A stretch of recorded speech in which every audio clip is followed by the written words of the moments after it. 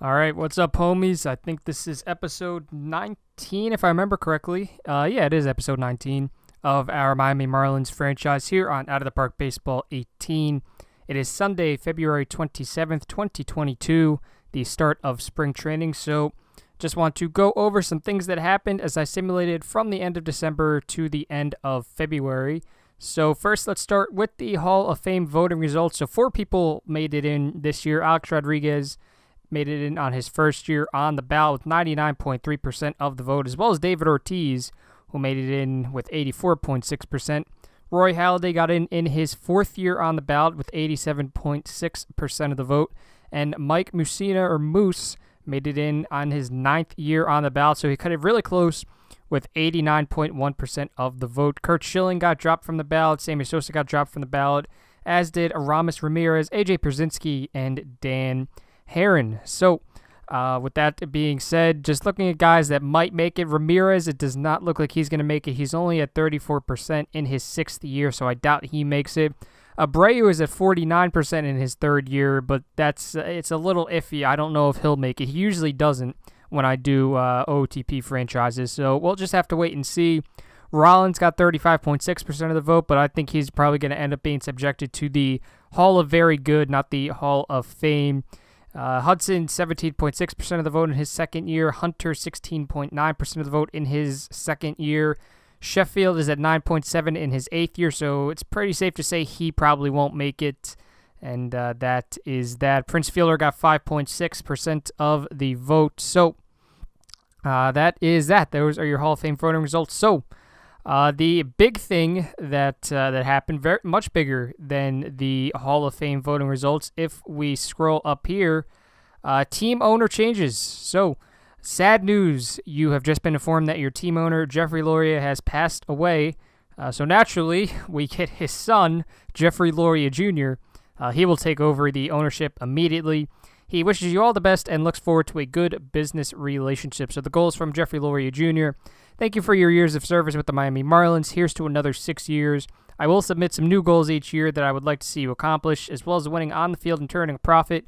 Completing these goals is the best way to keep me happy. So he wants us to play 500 ball this season, sign Liam Hendriks to an extension, depending on how he does this year and how much money he's asked for. I would not be opposed to that. And keep building your team up in order to reach the playoffs in the next 2 seasons, which is good because his dad wanted us to make the playoffs by this year. Not by 2021, I made a mistake in the last episode, but by this year. So, so he wants us to reach the playoffs by 2023. I will check in periodically throughout the year with your progress. Good luck. So, Loria funeral tomorrow in Miami. The people of Miami and the Miami Marlins are in grief today with the death of the team's owner, Jeffrey Loria, who died earlier in the week from illness. Loria will be memorialized at his funeral tomorrow at a local church. Speculation on the new owner centers on his oldest son. Reliable sources in the Miami press are reporting that Jeffrey Loria Jr. has the inside track on replacing his father in the club's organization. What type of owner will the junior Loria be? His managerial style is said to be tolerant. Monetarily, Loria Jr. is reported to be economizer. So if we take a look at Jeffrey Loria Jr., if we go to right here, so you see his fiscal personality, it is better than his dad's was. Now, I don't know what this means for our budget. I hope that it means that he'll give us more than like $90 million a year to work with, because his dad was, you remember his dad was like one of the worst possible fiscal personalities you could get out of an owner. And while it is a little bittersweet that we end up getting his son in Jeffrey Loria Jr., his fiscal personality is better. That's the main thing I wanted out of whoever was the next owner. I wish it was, a little better than just an economizer, but you take what you can get. It's better than his dad, so hopefully we have some more money to work with in the next few years, as long as we're still in Miami. Now, I know Mr. Loria Sr. was not very happy with us, and I'd imagine he was getting pretty close to firing us if we did not make the playoffs this year. But it's a new slate with Jeffrey Loria Jr., I imagine. So 52 years old, so he's going to be around here for a while. Of course, his hometown is Miami, Florida as well. So he's here as long as he wants to be, I'd imagine. I can't see him selling the team. So hopefully it works out for Jeffrey Loria Jr. Of course, condolences to Jeffrey Loria, who passed away at how old was he? Let me see. Is there a way to do it? He was 81 because I coincidentally I checked like a few days before just to see how old he was. I'm pretty sure he was 81. So Mr. Loria died at 81, and his son is now the new owner of the Miami Marlins. So with that being said, just some other housekeeping notes. So you see our reputation is good, a career record in the MLB of 373 and 533. That's a 412 winning percentage. It does say one playoff appearance, but that's in the Arizona Fall League. That's what that's talking about. So we do have money to work with. We have $15 million for free agents and $48 million for extensions. So if we do want to make a trade at the middle of the season, at the deadline, and if we're close to perhaps making the playoffs, maybe we'll make a trade. And I see there that Trevor May got signed by the Colorado Rockies. Trevor May actually streams video games. He's actually pretty entertaining. His Twitch is I am Trevor May. You should definitely check it out. It's pretty rare to see athletes, take the time to stream, especially as often as he does. Now, I know he's injured, so that kind of plays into it, but, he's a really cool guy, really chill, laid back. His streams are fun to watch, so definitely check it out if you get the chance. But having said that, I know I've received a couple questions about what happened to Hunter Green. So he retired unexpectedly. Hunter Green, he just never developed, and then he actually just retired technically this offseason, 2021 into 2022. So Hunter Green did not develop in my OOTP 18 save, unfortunately, and he ended up retiring at age 22, which is a shame. I was hoping he would become a big part of our team. He was drafted by the Twins first overall in the 2017 draft. I took a look at his history, but they did not sign him, which is why he was in the draft in 2018, and it just did not work out here in Miami, unfortunately. So for those wondering what happened to Hunter Green, that's what happened. He just did not develop at all. His ratings did not change. So then he retired, unfortunately. So, having said that, I am going to simulate up until the end of spring training. Hopefully, we don't get any injuries. Liam Hendriks is out for another 5 to 6 weeks. Nick Birdie's out for another 4 to 5 months. Birdie out with the torn labrum in his shoulder, and Hendriks, he is still out for the torn elbow ligament. So, hopefully, no injuries, and we can go into the start of the regular season with a clean slate. At least that would be a great advantage. So, I keep saying so a lot. I just realized that. I'm sorry about that. Hopefully, I'm not annoying you guys, but I am going to go to the end of spring training, and as long as there's no injuries, I'll probably just go until May or June, depending. Just see how the team does, and we will go from there. All right, so we are here. It is opening day. I figured I would show the preseason predictions, not forget about that. As you see here, former Miami Marlin, D. Gordon, his career is over. It says it's hanging in the balance, but if you scroll over his name, it says injury career over. After extensive rehabilitation to repair a torn ACL, disaster struck.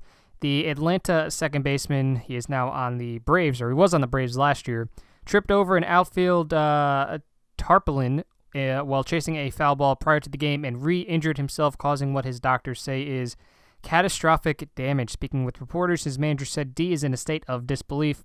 He's come so far in his recovery, and this was a total shock, a quirky accident that might have cost him his career. And as I said, it did, because if you go here, he is out with a torn ACL once again, and his career is over. So, sad to see. It seems like he was actually doing well after we traded him to the New York Yankees in the 2017 offseason.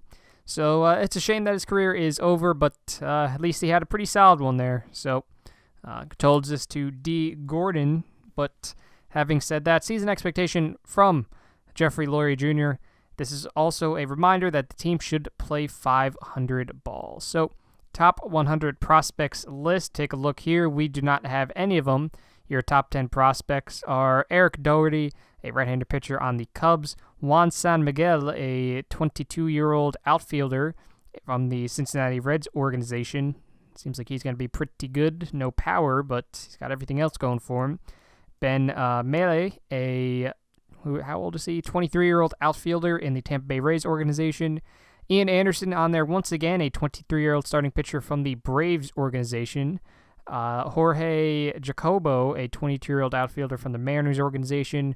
Juan Montero, an outfielder from the Giants. Jeremy McLean, an outfielder from the Orioles. So outfield heavy here on the top 10 prospects list this year. Sergio Salgado, a shortstop from the Rangers. Connor Greer, an outfielder from the Braves.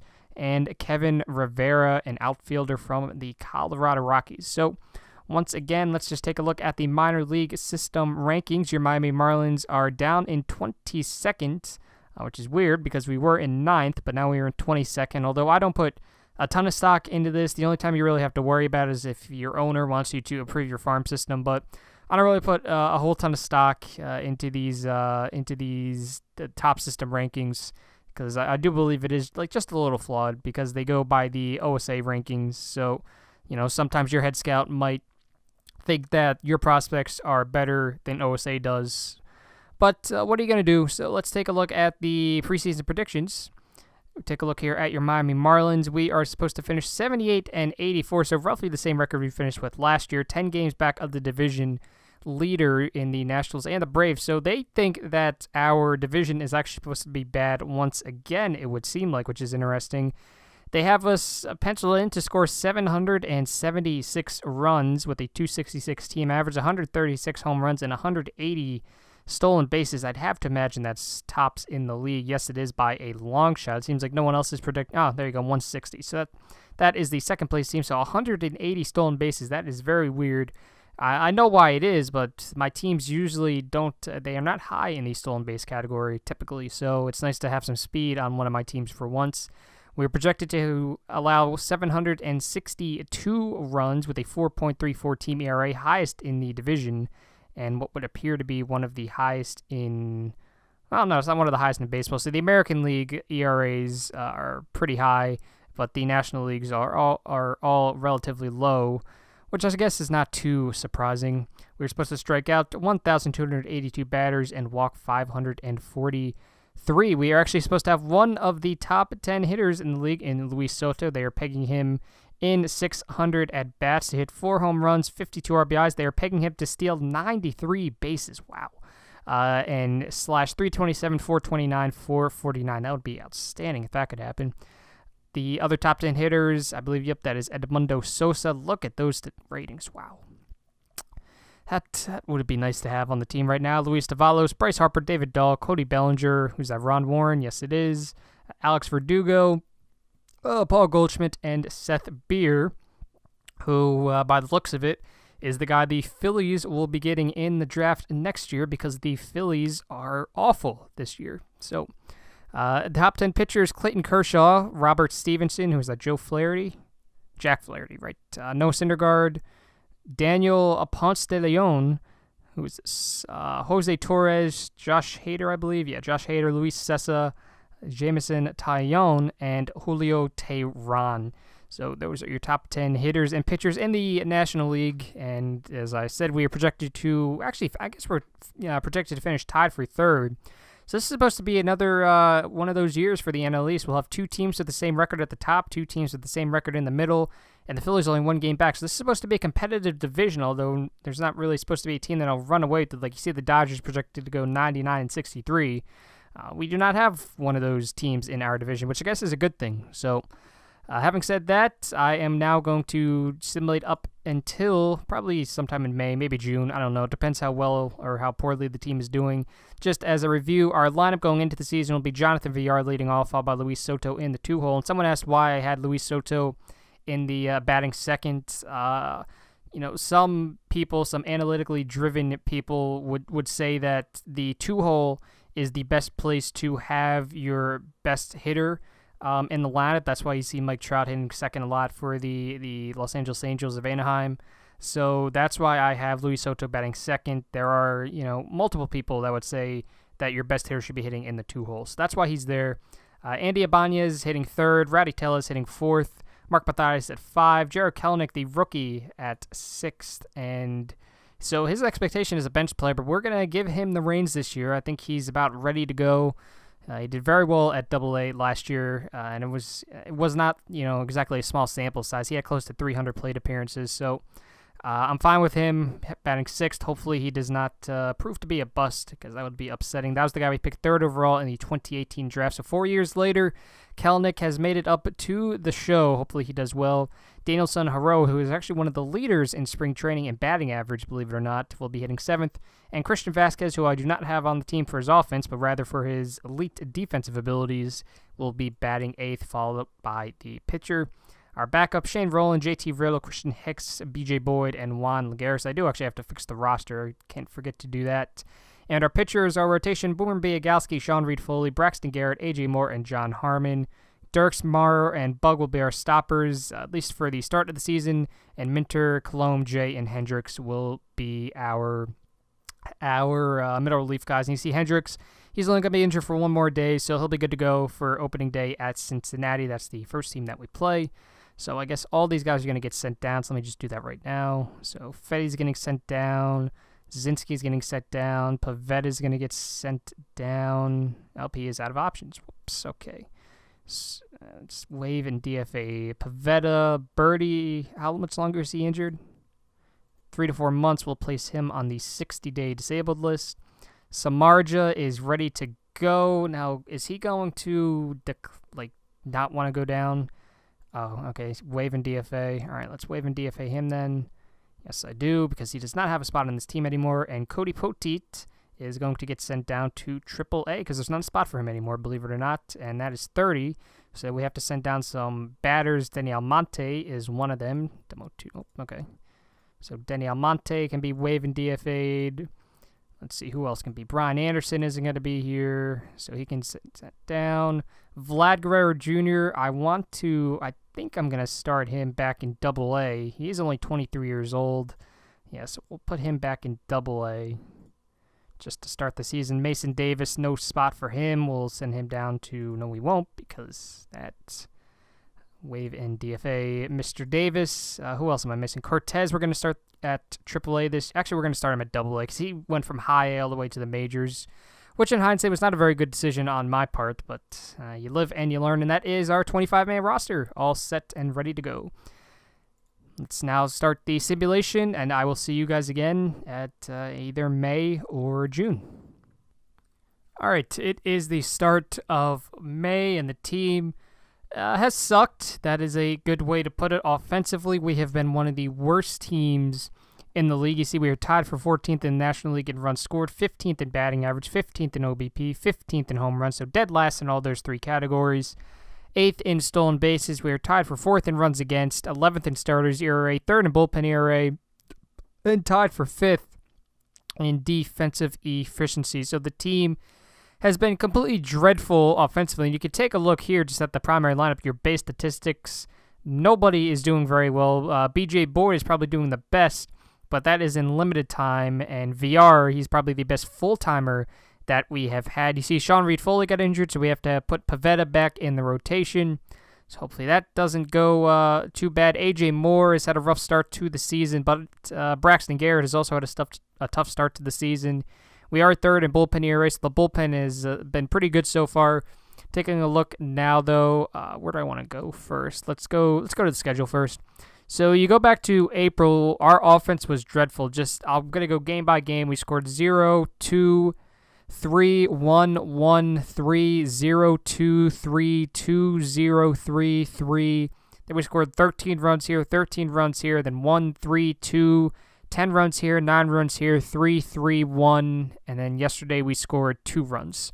This team has not been able to generate any offense whatsoever. I'm hoping it's just a slow start to the year and not what becomes the norm, because that was unacceptable. And the pitching staff, some of the games were not too well. You see, we let up 6 runs there, 5 runs there, 15 runs there, 6 runs there, 5, 12. 5, 7, 4, 4, 4. I mean, 4 is not awful, but when you can only score 2 runs a game, it's a little difficult to come back. 5 there. So it has not been a very good year. You see, we have a 216 team batting average, a 280 OBP, a 314 slugging, a 594 OPS. 594 OPS, that is so ugly. Oh my goodness. So take a look at the lineups. Sort by OPS. We had to call Dustin Peterson up because Kelenic got injured, but he's on a rehab assignment now. He'll be back in a couple days. VR is slashing 260, 318, 530. OPSing at 848, the only batter on the team OPSing over 800, a 126 OPS plus, a BABIP of 268. He has 3 stolen bases at this point in the season, 7 home runs, our team leader, 17 RBIs. He struck out 23 times, walked 7. Rowdy Tellez has had a really rough start to the year. He only has 2 home runs through the month of April, hitting 222, 307, 344, OPSing at 651, which is very odd for him. OPS plus of 77. His BABIP is 281. He's been a negative win player. Mark Mathias is sitting just above the Mendoza line, OPSing at 613. He has 2 home runs. Andy Ibanez hitting a 216 clip, 276 OBP, 309 slugging. He's OPSing under 600. With an OPS plus of 59, a BABIP of 260. He has 1 home run. Luis Soto has been very disappointing this year, and what is this, his second... Yeah, this is his second season, I believe. Yeah, second full season, because he did get the that 58-game stretch in 2020. But second full season has not performed very well. He has 10 stolen bases, but he's only hitting 219, 279, 271, OPSing at 550. No home runs or low power's not his game. He has struck out 16 times. He walked 8. Danielson Haro is on a terrible cold streak. He's hitting under the Mendoza line. He's actually been worse. Well, yeah, just about. Yeah, he has actually been worse than Christian Vasquez at the plate. Vasquez has a 464 OPS, Haro at a 453 clip. He has been a negative win player. A lot of negative win players on this team. Taking a look at the pitching staff now. Biagowski has pitched to a 3.25 ERA, so he's been our ace, so he's been pretty good. We just called up Pivetta. As I said, Garrett and Moore have had rough starts of the year. Harmon has not done all that, terribly. And the bullpen outside of Tyler J has actually been pretty good. So we will have to take a look and see if the offense can improve here as we reach into May, because it would be a real shame if the pitching staff continues performing about as well as they have, because I do think that Garrett will turn things around. He wasn't this bad last year, so I think he'll turn things around eventually. Actually, no, not Pivetta. Whoops. I want to go to Braxton Garrett, just take a look here and see. Okay, so that's what it was. These 2 starts right here, he let up 5 earned runs in less than 4 innings of work, and that really just shot his ERA up. But last game, he threw 7 2/3 innings of 5-hit, no-run ball. He did walk 4 guys, but he struck out 7, 11 ground balls to just 3 fly balls. So it seems like he's getting better. He had a nice start to the year, then he had this rough stretch of games where he could barely pitch deep into the game. I'm not too concerned with Garrett at this point. Let me take a look at more what his issue is. So he's had 2. It's the same thing with Garrett. So Moore has had 2 good starts, and they've just been. Goodness gracious, he let up 10 runs. I mean, only 5 earned runs, but you see, he let up 5 earned runs in 4 1/3, 5 earned runs in just 3 innings, 5 earned runs in 5 2/3. So. He has had a rough go of it, but he did have those 2 solid starts right there. I'm not all that concerned. 4 walks, 3 walks. All right, I'm going to simulate now up until the first-year player draft. Hopefully, by the time we get there, I have some positive news. Taking a look at the division, the Braves are currently running away with it. They are 19-5, 7 games ahead of the Mets and 12 games ahead of us. Taking a look at the wild card, the Giants are 15-10. So that would make us, 8 games back of the San Francisco Giants, and we are 6 back of the Cincinnati Reds, and I believe the Rockies as well. Yeah, the Mets are half a game back of the Rockies and Reds, and the Phillies are, So this is about how the division was predicted to go. If we, the Mets are 12-12, the Phillies are 12-13, the Nationals are 11-14.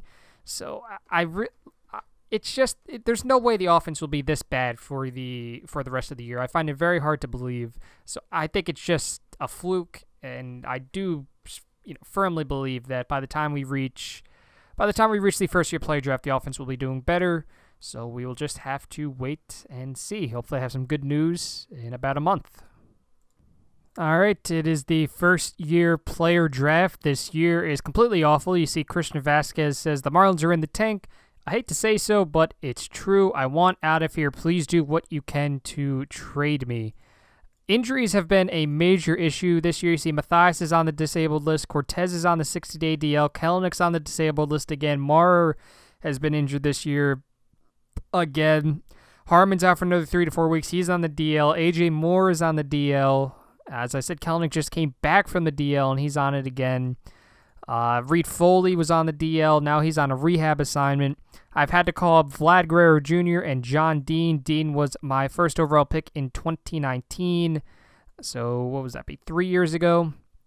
Right? Yes. Okay, yeah. So I had to call up Dean. I had to call up Vlad Guerrero Jr. just to fill the holes in the lineup. So Vlad Guerrero Jr., the newest member of that Toronto Blue Jays trade to make his debut. Did everyone else make their debut? Was he the last one? I forget. Let's see. Was he the last one to make his debut from that trade? So we received McGuire, Guerrero, Reed. Yeah, so he was the last member of that trade to make his debut, which isn't too surprising. At the time we got him, he was 18 years old in A-ball. So, yeah, that's finally everyone from that trade has now received Major League service time with this team. So, having said that, take a look now at the rankings. Go back to the home screen. 14th in runs scored, 15th in batting average, 15th in OBP, 15th in home runs. The offense was a little better during the month of May. Actually see that some of these guys are doing much better than they were going to lineups and OPS. John Dean, he just started. VR is OPSing at 772, so none of our regulars are OPSing over 800 or over 772 even. Abanez went on a hot streak, so he's doing all right. Guerrero's done fine in his first 20 plate appearances. Tellez has improved a little bit, but he only hit 3 home runs in the month of May. So the power is not there for Tellez this year, which is a little concerning, considering he's only 27 years old and we just gave him that extension. Luis Soto now is at 21 stolen bases, but he's only hitting 249, 332, 311. Danielson Haro, remember he was hitting in the 170, so now he's hitting 235, but still he's only OPSing at 634. And as I said, Vasquez wants to get out of here, looking at the pitching staff.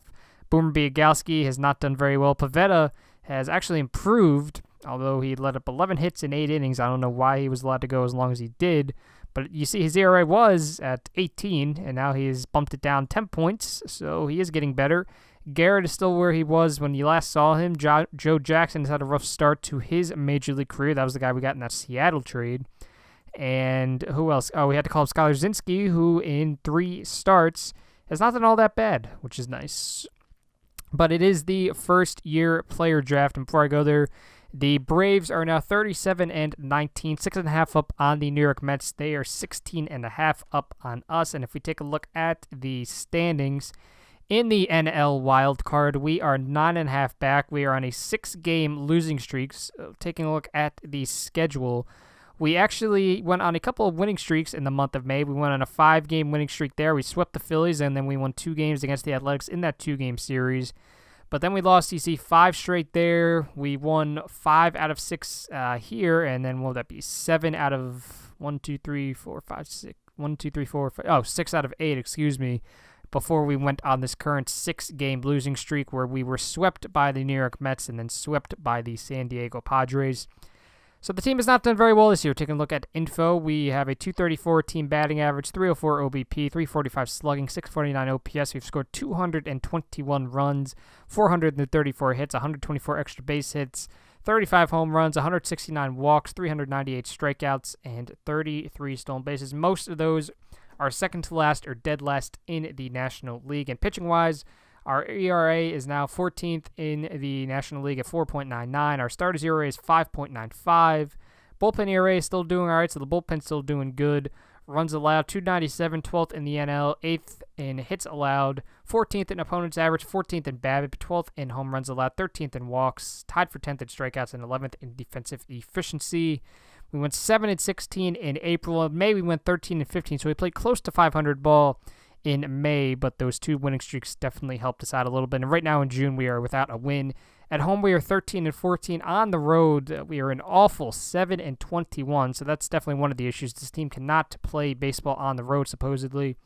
And as you saw, 5th place in the division, 10th place in the wild card. But it is the first-year player draft tomorrow. So actually, let's scroll all the way up and delete all of this. And by the way, Tyler J got a 10-game suspension during that month of May as well, so it's been a rough year for us. First-year player draft is here. Let's take a look and see who the top prospects are. So I believe, have like somewhere in the middle of the pack in terms of picks. I want to say like 14-ish or something. I don't know. Remy Del Gaudio is a 22-year-old right-handed pitcher out of college. He seems to be the top prospect according to at least OSA. Bobby Adams, a 20-year-old pitcher. Mike Newman, a 19-year-old center fielder. Eric Chasmer, a 21-year-old pitcher. Rob Thompson, a 22-year-old pitcher. Eric Francis, an 18-year-old outfielder. Tommy Lewis, an 18-year-old pitcher. Jeremy Middleton, an 18-year-old pitcher. Mike Watson, a 21-year-old pitcher. And Jorge Vargas, a 22-year-old pitcher. So I just want to see who our scout thinks is the best. Right now it's Middleton. So he likes Middleton. He likes Lewis. He likes Thompson. He kind of likes Chasmer. He kind of likes Delgado. Kind of likes Adams. And he kind of likes Vargas. Let's take a look and see where exactly we are. 12th. Okay, yeah, so it wasn't 14th. It was 12th. So continue the draft. Let's see if maybe one of those players can follow us. That would be great. And we want to look at all players. Let's not make that mistake. And there we go. So we want to auto-draft until the next pick by Miami, see if any of these guys follow us. And there it is. So there's Rob Anderson. This is one of the guys that our head scout liked a lot. And I can see why. Wow, very easy sign for us, too. I think you kind of have to go with this guy. So in 2022, this was high school. So he was an 18-year-old. So it is always risky to take a high school pitcher. Of course, that has been talked about a lot, but he went in 10 games. He started 6 of them. He had a .56 ERA in 48 innings pitched. He struck out 85, walked just 10, a .69 whip. Nice. He was walking 2 batters per 9 innings, striking out close to 16, an ERA plus of 100, which doesn't really matter for high school play. 3.1 wins above replacement, a 242, BABIP. I think I kind of have to go with this guy. I keep saying that I want to get pitchers, and it seems like it's obviously a risk, and he is a little undersized for a major league pitcher at 5'10", 165, so hopefully he throws some weight on. But he is a very easy sign, average competition level. He dominated high school his senior year, so I am going to, and his stamina is good, the ratings are enticing. OSA likes him a little less, but still they think he'll become a solid pitcher. Let's see what our scout thinks. A future number 1 Theo Epstein. That's right. That's what I thought my scout was, but I didn't want to act like an idiot. Future number 1 or number 2 starter with great promise. Mechanics bother some scouts. Oh, no. And if you hear that, that's the phone. Mechanics bother some scouts because his delivery appears to put an unusual amount of stress on the arm. Touches 91-93 with ease. His fastball has some sink and run, and most of the time a swing and miss type of movement. Shows improved command, and he keeps it down in the zone. Stays after games to lift weights a few times a week, which is good because he needs to work on that strength. He's only 165 pounds. That is not good. So we will go with Rob Anderson. This is one of the guys that Theo really liked, and luckily enough, he fell to us at number 12. So we are going to draft him and go to the next pick, see if maybe McCormick or Tingy are still there, and Tingy is. And I think I kind of have to go with him. Normal sign, average competition level at his high school, Wilson High School in Los Angeles, California. He had 490, 544, 770, and 1.314 OPS, 2.6 wins above replacement. He did hit 1 home run, so power is not his calling card, but seems like he'll have above average contact, above average gap power, solid eye, above average ability to avoid strikeouts. Defensively, he does not seem to be very good, but he does have speed. He can bunt, and he can bunt for hits. OSA is, actually, it seems like OSA is about as high on him as Theo is. Maybe not by stars, but it seems like OSA thinks he'll have better gap power, better ability to avoid strikeouts. It seems like OSA thinks he'll be better at stealing. He'll be a better base runner. Defensively, it seems like they think he'll be a little better. So yeah, let's go with Tim Krabby Tingy, a 19-year-old out of high school. And let's go with that. Where is he? Well, I think I'm accidentally looking at OSA. Whoops, head scout. Yep, there he is. Tim Tingy. So let's go with him, draft player. And until the next pick, see if maybe one of these 4-star guys falls to us. So we got Jake Hall, Bob Taylor, and Arturo Torres. Let's take a look and see. So Hall does not have the stamina, so it seems like he'll probably end up being a bullpen guy because he has the 2+ pitches. The changeup looks like it won't be anything special, though you could make that work as a starter, I guess. Adapts well and should find a fit in most organizations. I would not be opposed to it. Let's see about Torres. It's about the same thing. He has the stamina. So how does OSA view him? So OSA thinks the changeup will never develop past what it is right now. Average competition level for high school for Mr. Torres. We've got Bob Taylor. who could potentially be up next year, it would seem. He is from Philadelphia, Pennsylvania. He went to the University of Arizona. He did pretty well there, it would seem. OSA is pretty high on him as well. You could always use good relief pitchers. A normal sign. So we are going to go with Bob Taylor, I think, here. Draft. Let's see if Hall or Torres follow us. And Hall did, so I'm not going to mess around. I'm going to get Hall and draft him. So happy there with our first, 4 picks. And now we have some 3-star guys, 2 impossible signs. So let's see who our scouting director thinks we should take. Andy McDougal. This is a 21-year-old who went to Dallas Baptist in Dallas, Texas. Hard signability for us, although I imagine we could get him. Good competition level. So does OSA? OSA does not like him as much as Theo does. I'm not too sure. Let's take a look here and see. I kind of want to see individual pitch potential. No, individual pitch ratings. This is pitching potential. That's what I want. So I want to see someone that has good control. I always like control guys. So this Amari Catherine guy seems like he could be pretty good. I'd be willing to take a chance on him. Poor competition level, and he did not do very well. That is concerning. He went to Phoenix College in Phoenix. He did not do very well. Concerning the competition level is poor. That's a little worrisome. I'd be fine. Maybe this Kevin Holmes guy. Impossible sign. I don't want to take a chance on him. From Carroll City, Florida. He went to Hialeah Miami Lakes High School. Intriguing ratings, but we're not going to risk it. We don't really have a ton of money. Just go throwing around to guys. So who's good stuff? Stuff is always good to take a look at. So this Jonathan Pfeiffer guy, easy. He went to NC State for college. Great competition level. Last year it would look to be roughly as well as he did this year. So he was a starter for them. He's not going to be a starter in the major leagues. Control's an issue, but I will take a shot. Now he's walking close to 4 batters per 9 innings though. Shamel Jeanette. So he apparently has good pitching ratings. Yeah, good stuff. Movement control. Would not be opposed to, because this guy's never going to make it as a major league hitter, but Shamel Jeanette, I would not be opposed to making a pitcher. I think I'm going to go with Danny Groman. Who is this guy? I don't know. Maybe Jonathan Pfeiffer. I might take a chance on, or Jake Brock. Hard sign. He's not going to be a starter. Jake Country Boy Brock. All right. Now we'll go with Jonathan Pfeiffer. I recommend his slots. We'll draft him. And next pick. Let's see. This Mike Blunt guy. He seems kind of intriguing. So he'll have the stuff, just not the movement or the control. He went to Dayton University in Ohio, obviously. So he is 20-year-old from college.